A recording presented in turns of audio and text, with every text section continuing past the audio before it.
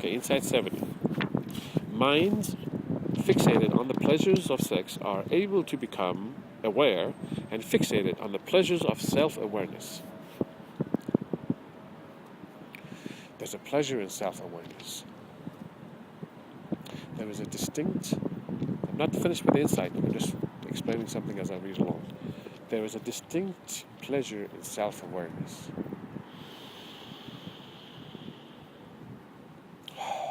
Often you need to be in a park, away from the sounds of the cars moving by, the rushing of the city life, and experience it there. It's subtle. So there's a pleasure of self-awareness, being aware of other things, as well as being self-aware of yourself, aware of yourself. Again, mind's fixated on the pleasures of sex. A person is fixated on sex. Is focused on pleasure of sex, right? The pleasure of sex.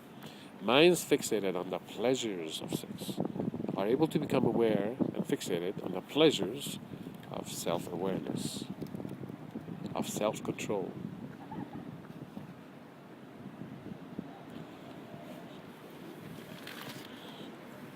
To understand the pleasure of self-control, examine the possibility of the opposite, being out of control.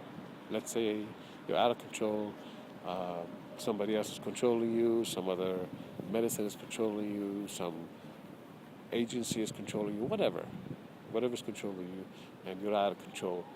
It is not a pleasing thing, is it? It's totally unpleasant. A very unpleasant experience. For example, let's say you're in conversation with somebody, and in conversation, you with another person, the other person seems to dominate the conversation, doesn't really listen to you, just goes on and on about what he has to say about himself, and that's it. This is not a conversation. It's a dictatorship. He is dictating to you about himself, and it's ridiculous. It's not very pleasurable to you, generally speaking. You would like a conversation to be a two-way conversation. Me about you, you about me about me, he about him, everything, all the stuff. But him by himself, he's taking control, and you're out of control. You're like, I'm not in control of this conversation in any formal way.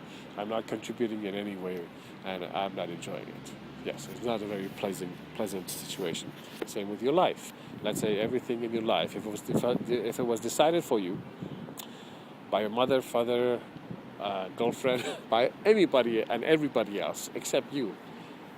You go to have some food, you can't order what you want. They order for you, you must eat this and finish it all and whatever. You're like, I don't like this, It's not very pleasing, you see?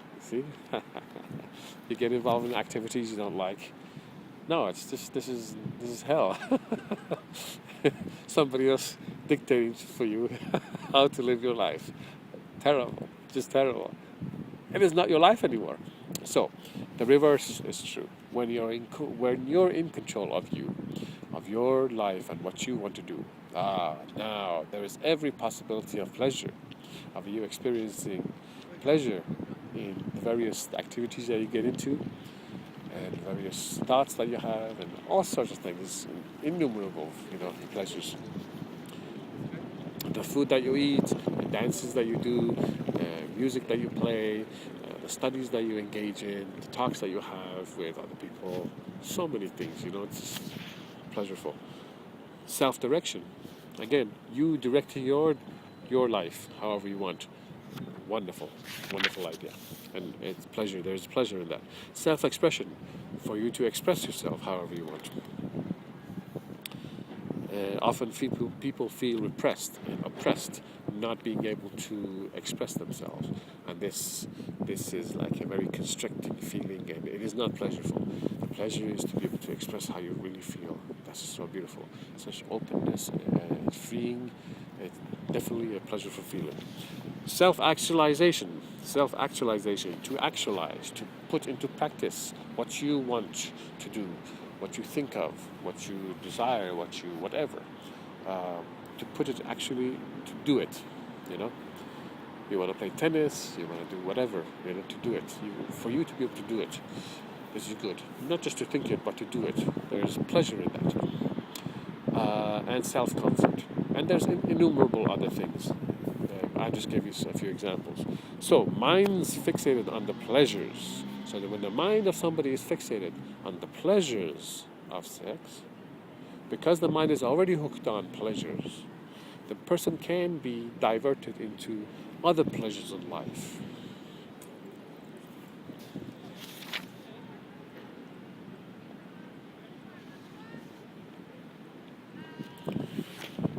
So, very good.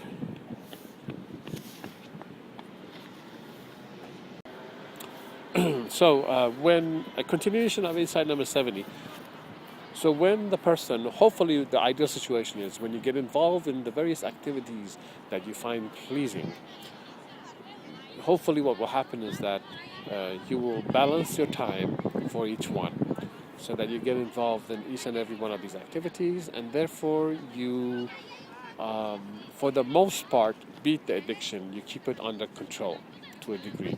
And then this way you may hold off the addiction. You do not necessarily overcome the addiction, but you hold it off for as long as you want, as long as you maintain your balance and other activities and this other activity, which is the sexual fixation. Then this sexual fixation doesn't creep in to mess up your other parts of your life. Okay,